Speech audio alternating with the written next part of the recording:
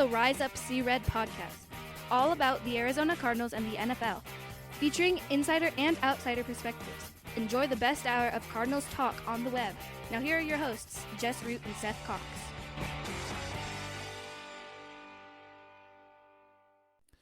Hello, Arizona Cardinals fans, and welcome to the latest edition of the Rise Up See Red podcast, the best hour of Cardinals talk on the web. This is your host, Jess Root from CardsWire.com, the USA Today NFL Wire site, and with me is Seth Cox from RevengeOfTheBirds.com, the SB Nation Arizona Cardinals site, and also one of the hosts of the original Draft Breakdown podcast. This is episode 399, recording a day later than we normally do, but that's because, Tuesday was Valentine's Day, and, we have wives and families, and, probably the choice of getting into the office, put on those headsets, and turn on the microphone to talk football on a night when we're supposed to be romancing our significant other, that probably would go as a bad choice. And so we are here to talk episode 399 about the Cardinals' new head coach. They finally made the decision more than a month later. It is Jonathan Gannon, the last name to come up. The defensive coordinator from the Philadelphia Eagles officially announced as the Arizona Cardinals' new head coach. He'll be introduced to the media on Thursday, so we'll get to hear some of the things he said. But Seth, the search is over. It was countless numbers of articles and speculation, and while I don't mind the content of little nuggets coming here and there and be able to post an article or two, I'm ready for the next phase of the offseason, aren't you? Yeah, it'll be fun. It'll be fun to see them kind of go forward from here with what is honestly what seems like what was wanted by the general manager from the start. Now that you kind of go back and look at everything, and we'll talk about the Albert Breer article, I'm sure, and the different information that's come out in the meantime, but it wasn't a name on our list when we started a month ago ish after the Kingsbury firing, because we were still waiting for the GM, and then the GM came in and gave his list, and apparently this was the name, or at least one of the top names on that list, and now he's the new Arizona Cardinals head coach. He was kind of busy, though, during the beginning of this, wasn't he? He was, obviously. The thing is, but I find most interesting about this is how Gannon's name only got mentioned by not the national reporters, not the national sources. His name never dropped except for some whisperings under the lower-level reporting. I'm going to call it that. So no disrespect to guys like Benjamin Albright, but he was one who said, watch out for Gannon, guys like Jordan Schultz, who are in our circles a tier below the national guys who pretty much are always right because that's how they report things. But we heard whispers that Gannon was a guy they had targeted. The national guys never, ever said that. For some reason, that his candidacy never came out. All the other names came out. They interviewed almost a dozen other guys before him. But, and this process was long. And there's a reason why. It took so long because Gannon ultimately was on the top or near the top of the list for Monty Ossenfort, who wanted to interview him. So it did, unless they were absolutely blown out of the water by somebody, one of the other candidates. It feels like they were almost just biding their times. Like everyone else on their list was just due diligence, just in case. And instead they go with Gannon in the end. I have no problems with the hiring, but he wasn't necessarily my pick. But that was also because his name didn't come up until the very end, and we haven't had any shows. His name came up before it didn't come up before like the Super Bowl, basically. And once it was Super Bowl, the Cardinals want to talk to Jonathan Gannon now. So that's basically how that was. So the hiring, just the initial reaction. What is your take on the hiring as him as a candidate, as a potential head coach? What do you think of the move? I started digging into it on Thursday. A buddy of mine who never breaks. I mean, I don't care if anybody knows. Justin texted me on Thursday, and Justin asked like, "Hey, have you heard anything new?" And you and I had talked, and I was like, "No, I mean, we're kind of guessing it'll be Kafka at this point. Like, we have no idea." And Thursday night, he said, "I heard it's going to be Gannon." And I was like, "Oh, well, they want to talk to him on Monday. So, who knows?" And he goes, "I can't tell you who it was, but let me just say that the guy that told me this knows him." And I was like, "Oh, okay." So, like, this isn't like, "Oh, I'm hearing from a friend of a friend down," And so, based on working backwards from things, I'm guessing that this has basically been where the Cardinals were going to go since January when Ben Albright started talking about it, because I'm guessing the person is somebody that kind of helps Gannon make decisions, if I can put it without saying exactly who it is. So from that perspective, I had a couple days to kind of like research, wrap my head around it, think about it, kind of delve into where he's been, who he's been tied to, things of that nature.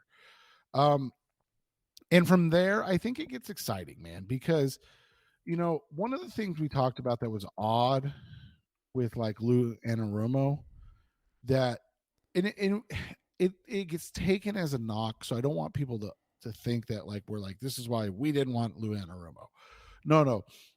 The thing is like Gannon's been in the NFL since 2007.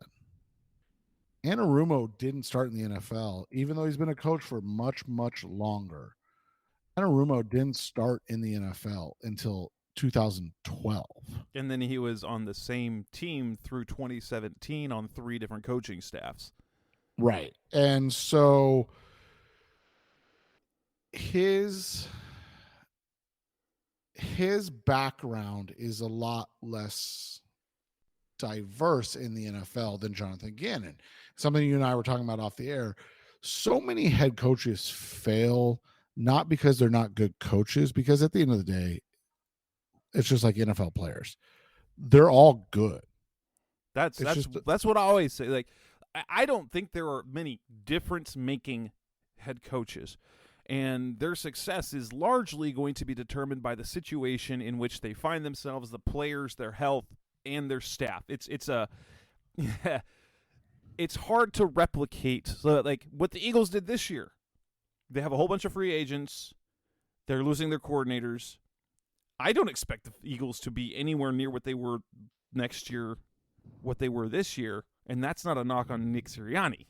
It's just the situation. It is just the situation. And so like you look at that, right? And you say, okay, what is Gannon's background? Like that's the first thing you dive into, because the names or like the numbers from their, because they're typically offensive or defensive coordinators. To me, it doesn't matter, because you look at, let's say for instance, Andy Reid's coaching tree hasn't really produced a ton of fruit, right? Like you said, they have runs, and then they move on, and you've got a lot of good names. I mean, but the ones that have like really stood out, Sean McDermott, he was just a position coach. John Harbaugh, right? He was the special teams coordinator. Matt Nagy didn't work out, right? No. Doug Peterson worked out great for the Eagles for a couple of years before they fired him, right? Ron Rivera, he's been pretty okay. I mean, Todd Bowles hasn't really worked out. Pat Shermer hasn't worked out. Leslie Frazier hasn't worked out. Steve Spagnuolo, Brad Childress. Like that's Andy Reid's coaching tree. And to an extent now you have, branches off that, right? But what happens is you want to look at where they've been and who they've been under, because then the next thing is who can they bring with them. That's like one of the biggest things, right? Yeah. So you've got you've got like a guy in Frank Reich who was part of who was not on the Andy Reid coaching tree, right? On shockingly, Right. But he's a almost a Wisenhunt coaching right. tree guy. Right. Yeah, exactly. And so like you look at it and you've got you've got Reich, who had Sirianni, and Sirianni now, has Gannon and Steichen and his guys. And so that's kind of how it all plays out, right? So that's how those guys all play out. And so when you look at Gannon and you dive into the names that he's worked with, and some of them you're going to be like, well, that's not impressive, right? Like you go back to 2007, you're like, oh, that's, he opened up with Bobby Petrino. That's not the best, right? But you look at that staff was crazy, man. You've got Hugh Jackson as the OC and Mike Zimmer as the defense coordinator. All right. So he was just a defensive quality control coach under Mike Zimmer. Okay. Then he went to the Rams, and he was a college scout and professional scout under Bill Devaney when he was their general manager there. Okay. So you look at it, and obviously they start to make connections there. So you had Josh McDaniels as the offensive coordinator. That's not bad. Pat Shurmur as an offensive coordinator while he was there, right? So again, you look at it, you go, okay, these are names that are, high level coaches in the NFL right now. And then he went to Tennessee, and a name to remember, that Cardinals fans may or may not remember, but he was Tennessee's defensive quality control coach under Mike Munchak. Okay. So Mike Munchak, who the Cardinals, remember, basically some people were saying that's who they wanted to hire as their as their head coach, was turned down by the team. He was in Tennessee with Munchak for 2 years. In those times they've had a number of different guys to go through. And then he went to Minnesota, and that's really where he started to cut his teeth. Assistant defensive backs coach under Mike Zimmer. It's amazing how those all tie back in, right? Like he started with Zimmer in Atlanta in 2007, 7 years later. Now he's working on Zimmer's staff. And in that time you had, Clint Kubiak, Kevin Stefanski, on the staff. You had who ended up becoming the Pat Shurmur was there. Tony Sparano was there, all while he was in Minnesota. And so guys that were well respected have gone on to become big things in the NFL. That's, he was there. Then he goes to Indy. We talked about it with the Reich staff, and that staff is just peppered now, obviously, with either high level like OCs, DCs, or head coaches. So you got Frank Reich, Nick Sirianni, Matt Eberflus, names to know like Marcus Brady, Jason Michael, Alan Williams, like just guys that now are on his staff, right? That could potentially show up in Arizona.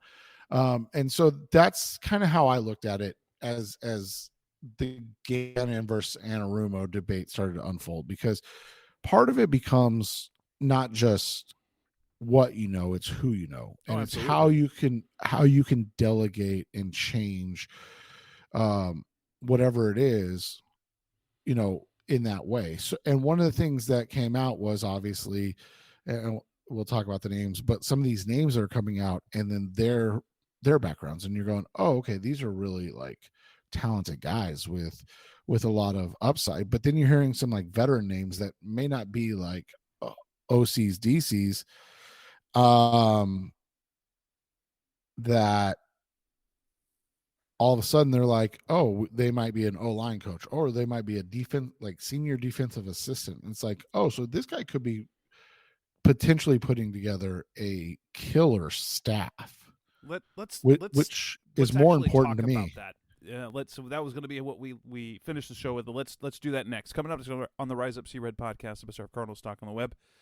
A look at the guys who could be joining Gannon's staff. That's coming next on Rise Up See Red. We're back on the Rise Up See Red podcast, the Best of Cardinals talk on the web. What we want to do is to continue talking about Jonathan Gannon, and his We're definitely going to make that for at least the first month. I'm just warning everybody. We're definitely going to make that mistake. And well, for one, yeah, that just means I'm old. Rich Gannon is the first Gannon I think of, and Gannon. You know what my memory of Rich Gannon is not the Raiders. It's the Minnesota Vikings with Sean Salisbury.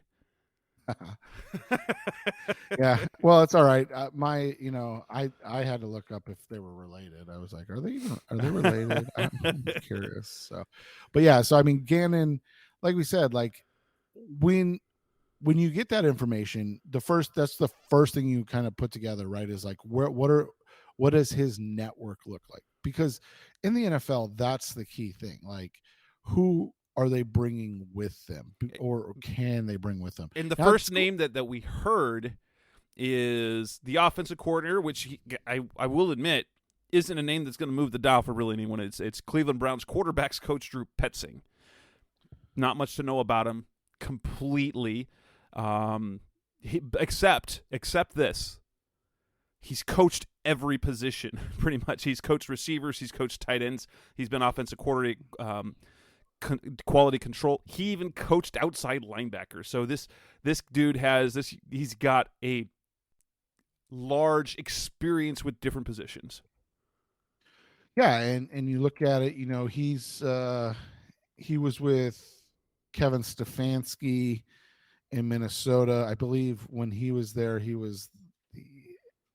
Stefanski was the offense coordinator, and I think Petzing was the tight end coach, I want to say, at the time. I could be wrong. And now obviously he's there in Cleveland with Stefanski. So, again, you just go right back to it, right? Who did Stefanski learn under, right? Like, what's Stefanski's background? He's been in Minnesota since 2006. So like he worked his way up. And that's kind of what it is with offensive guys or versions like that. That's kind of what you want to see. Is you want to see them work their way up from being an assistant coach, working through all of the different position groups until they find their place. It's interesting because like Stefanski's first year on the Minnesota staff, you know who else was on that staff? Eric Bieniemy. You had guys like Chad O'Shea, who we've talked about before when we were going through like the Brian Flores stuff. So like that's the thing, is those guys all kind of come out of the same pod, right? And then that's who Petzing cut his teeth under, was Stefanski. So you look at what Stefanski does as an offensive guy. The Browns, they made the playoffs his first year. Yeah. That was with Baker there. Yeah, when Baker was actually not bad. And they won, and they beat the Steelers, right? And then they barely lost to the Chiefs the year the Chiefs won the Super Bowl. They thought they had the Chiefs beat. And yeah. And so, I mean, and you look at it, you've got a guy that runs the West Coast offense. They're West Coast guys. And it's something that Jess and I have kind of wondered aloud about, if that was something that Kyler needed a little more, right? Like a guy that did a little more under center, play action, bootleg, waggle, those type of plays calling. Similar to what we see with a Kyle Shanahan, just making it a little more well known. And so that offense, you look at it, does that work? Would that work? Would that be something that would fit, obviously, in Arizona? So that's the first thing. And you look at it. The next thing you look at with Petzing is like what he did this year. And I thought it was really, one of the things I read about it was really interesting is that, when he got promoted to the quarterback coach position, I believe the quarterback room was like Baker Mayfield and two other guys. And then by the time the season came around, it was three completely different people. and then on top of that, and then throw Deshaun Watson there, the last third of the season. Right. And so then he's not even really able to work. I mean, he's able to work with Deshaun Watson in a little way, but not really, because let's be honest, like they were trying to get Jacoby Brissett ready because Jacoby was going to be the starter. Like there wasn't any question. And you look at Jacoby's numbers and you look at everything that he did, and I think you have to be like, okay, this isn't, this is a guy that got quite a bit out of Jacoby Brissett in a season where, I mean, they barely had an off season together. Brissett was just under 64% completion percentage, 2,600 yards, 12 touchdowns, only 6 interceptions, an 89 QB rating. It's not a bad season. I mean, it really is not. And you look at it and, he's a guy that put together those numbers coming in late, kind of being pieced together. And so that's how you have to judge a guy like Petzing. How would you feel about a guy that did really well, I shouldn't say really well. It did average or slightly above average in a really difficult situation. I think that's a positive coming out of it. And knowing what kind of coach he is and where he'd be coming from in terms of usage, it does, for me, it does make sense because I feel like you've got a young, innovative guy who can kind of command the room and be somebody that challenges Kyler Murray. And I like that. The name doesn't, like, he's not going to, because he hasn't been a coordinator yet, but now they all got to start somewhere. It's true. And that's kind of what you want to do. The notion of having kind of the West Coast, because the Cardinals have not had a West Coast offense base in a long time. Because you go back to the offenses that the Cardinals ran under Whisenhunt and Arians, those were Coryell based. Yeah, down the field type things. Throw the ball deep. Yeah. I don't even know what you'd call Mike McCoy's offense. Yeah, that's a fair question. I don't know what but I just kind of ignore that because that was like the historically worst offense ever. And then we go to an air raid based, and if there's one thing, like we know that the West Coast offense philosophies are successful in the NFL. We know that those will do well. There's been, back to the days of Bill Walsh, Andy Reid, his offense is at its core West Coast based. Aaron Rodgers loved the West Coast offense. And so these are all different things that have had large success in the NFL. And so in the right scheme, in the right personnel, that it's not going to it's not going to be schematically effed, like Kyler once said about the one play, which was not about the offense. It was just about the particular look that the Chargers gave them. Just need to make sure that he was not knocking Cliff's offense at the time. Yeah. Well, and so Mike actually ran similar to what Ken ran, which was the Earhart Perkins, right?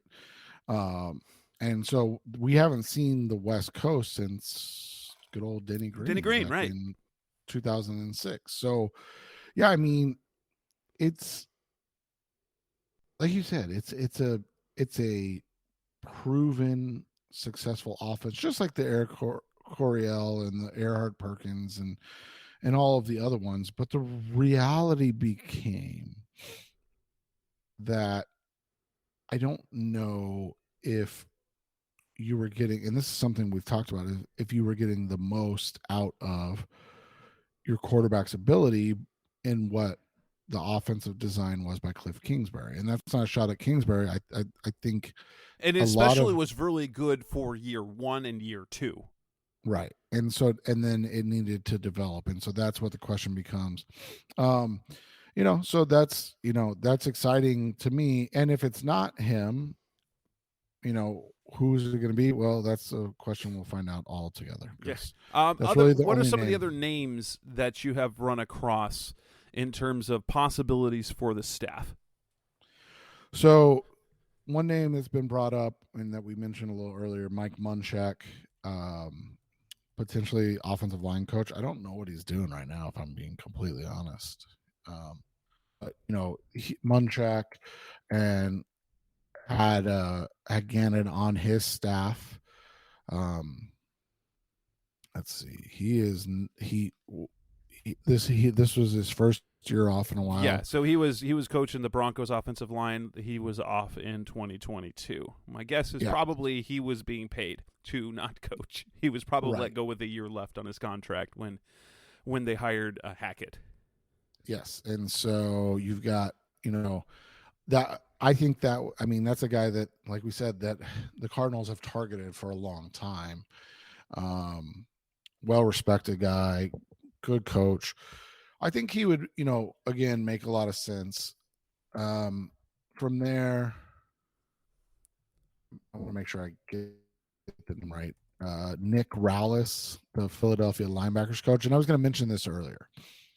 The one question I have, and it's not about Rallis in general, and they are on year 2 of Sirianni, if I'm correct, right? Yes.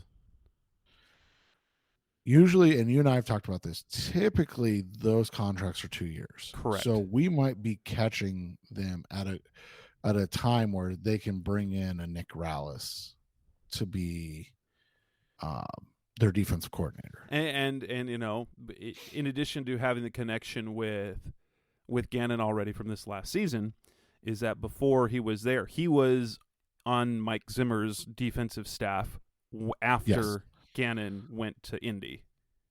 Correct. Yeah. So he was a quality control coach at Wake Forest before being the defensive quality control coach at Minnesota, and then assistant linebackers coaches last year in Minnesota. And those linebackers, if you want to look at a position coach, T.J. Edwards, Kaiser White, Hassan Reddick, all 3 of them had absolutely fantastic seasons for the Eagles this last season. Right, and they're physical, they're downhill guys, all of that stuff. So it's one of those situations where you have to like what you see from a guy like that. He's young, man. He's only 29. Like he'll be he's 30. Younger than Seth. Yeah, he'll be 30 this year. So he's a young guy. Which Zimmer was it? It's the son of Mike Zimmer is also a name that I heard as part of the staff. Yeah, Zimmer could be coming. But then even the old Zimmer, now currently unemployed, right? He would be a very, very intriguing guy to add to the staff. Whether he is a DC or a senior assistant or like Bruce Arians had Tom Moore as assistant head coach offense, he could be an assistant head coach defense or senior defensive assistant, which I felt like Vance Joseph's presence on his contract status was a what if. I'm guessing with Gannon, he probably will be released from his deal. I would bet, but maybe not. Yeah, and so you look at it. So he was linebackers coach for 5 seasons, and then co-defense coordinator and linebackers coach. So he was actually, I think, Gannon's boss technically, if I remember correctly. No, because Gannon was the assistant defensive backs coach. Okay, that's right.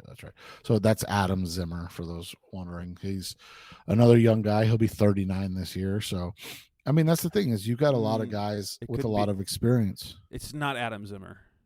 Oh, he's the one that passed away, right? Correct. Yes. Okay, that's what I thought. So then it's gotta be. I should have looked that up before. Mike Zimmer's son. No, that's the only one he had. Okay, all right. So that's why. So it must be Mike then they were talking about. Oh, maybe. Huh. I thought it was. That's weird.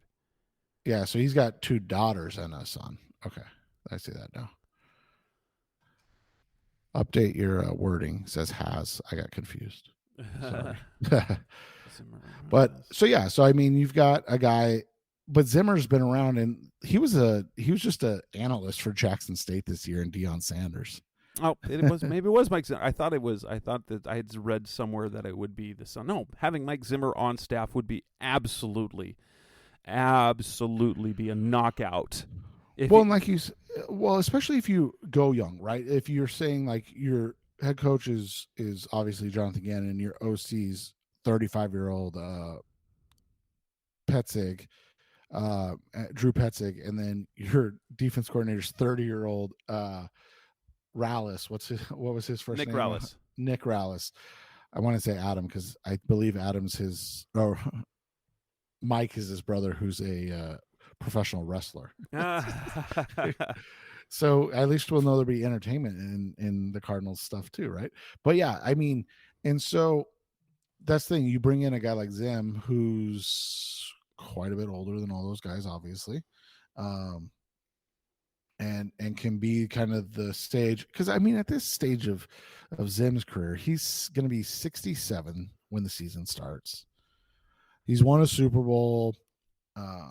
He's been. He can be like the big time, like a Wade Phillips type of role. The Wade Phillips, you said it, the Tom Moore, those guys that have, they've made their money, but and I mean this in the most polite way possible. They don't have anything else going on in their life, right? So all they've done is coach their entire lives, and then they got their kids into coaching, and they're that's all that's what they know.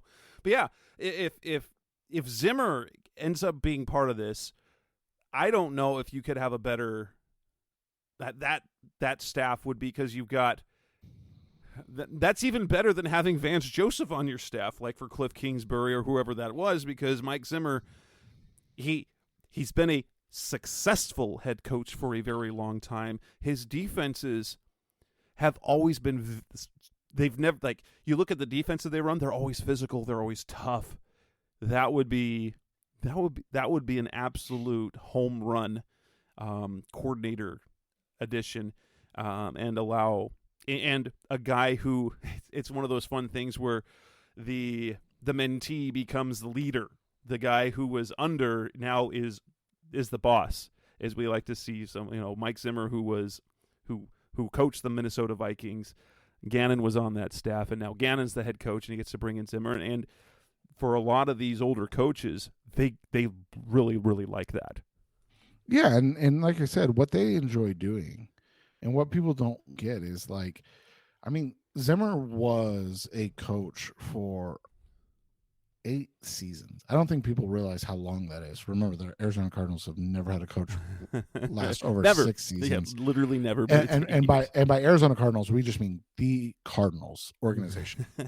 Over 100 years of organization, and never anyone past 6 years. And he had a 72, 56-1 coaching record. Like I said, he was a assistant coach, obviously, but as a won a Super Bowl as an assistant coach. Like, this is a guy that has done everything you can do and been successful doing it. Like, so coming in, people will be like, "Oh, does he really want to take it?"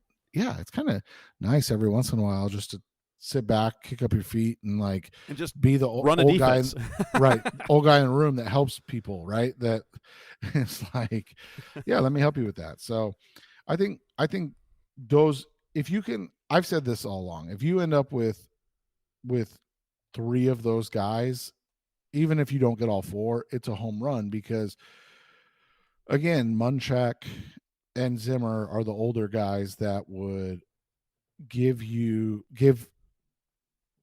what's the word, a little cachet, yeah.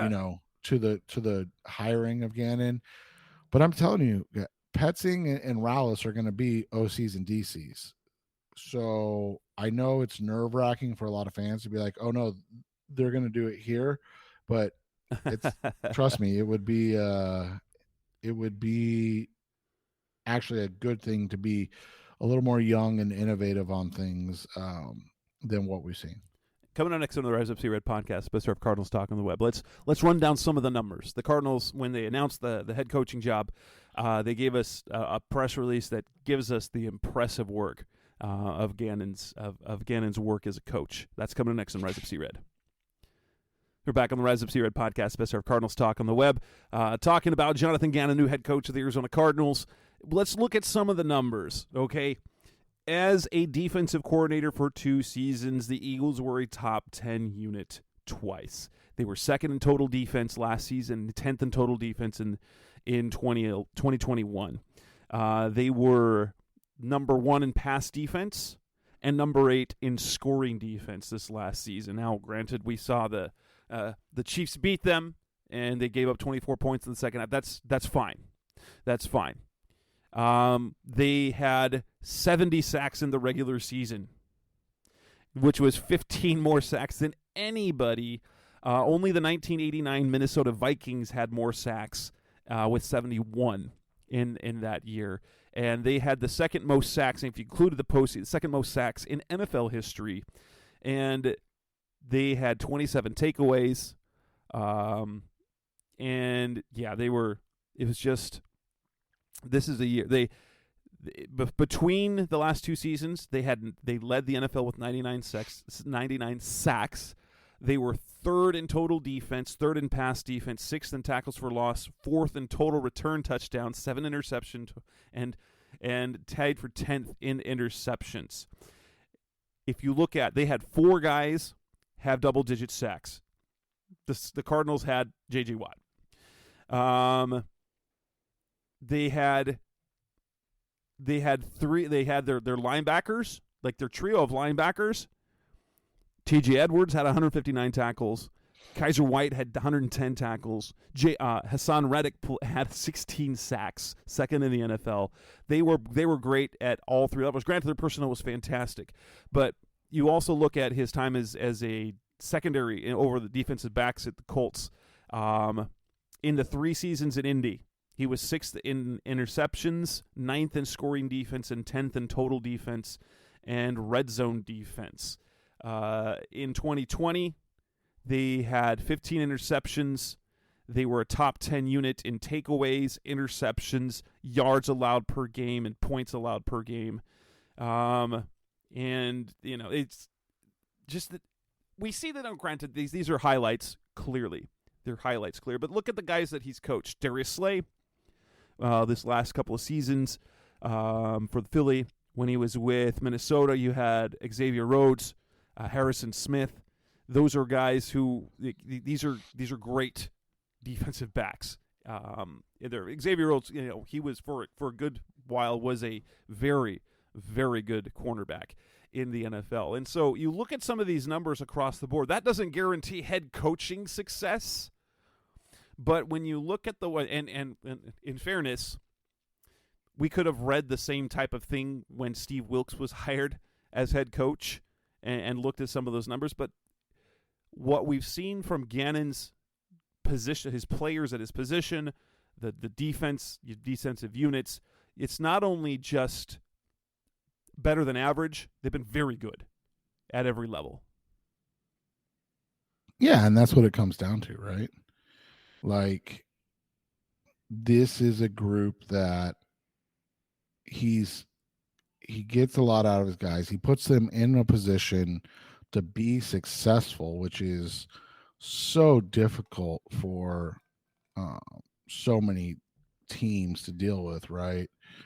And that's one of the situations where you've got a guy that's had experience, that has grown, and gotten better. And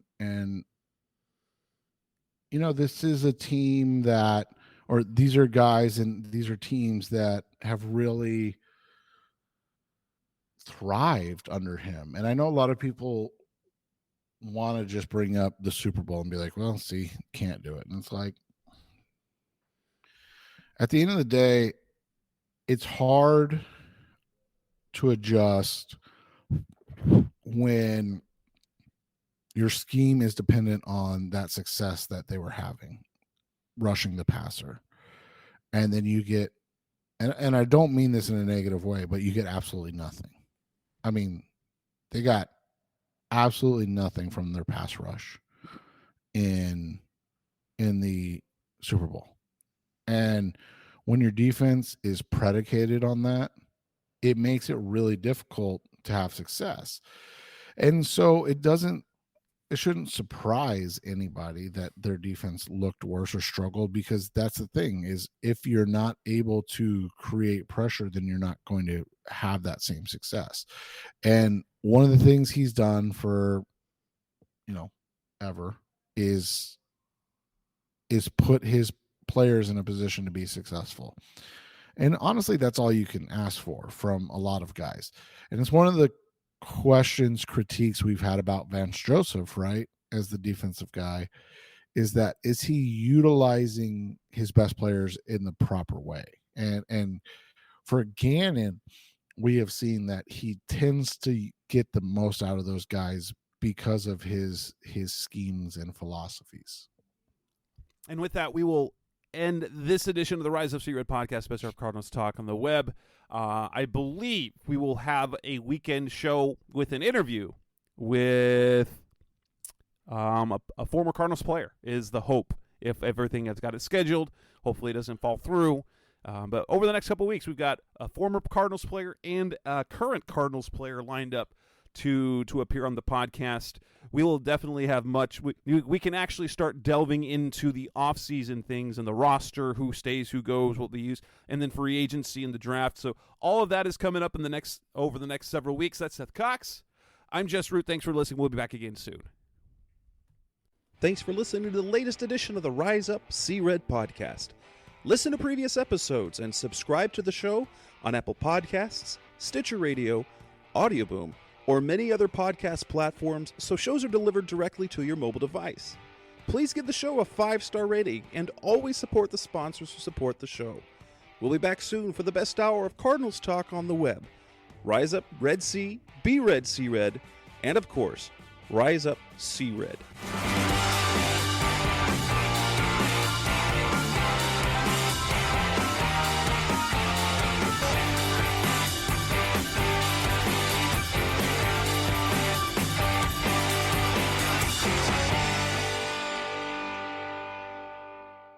Rise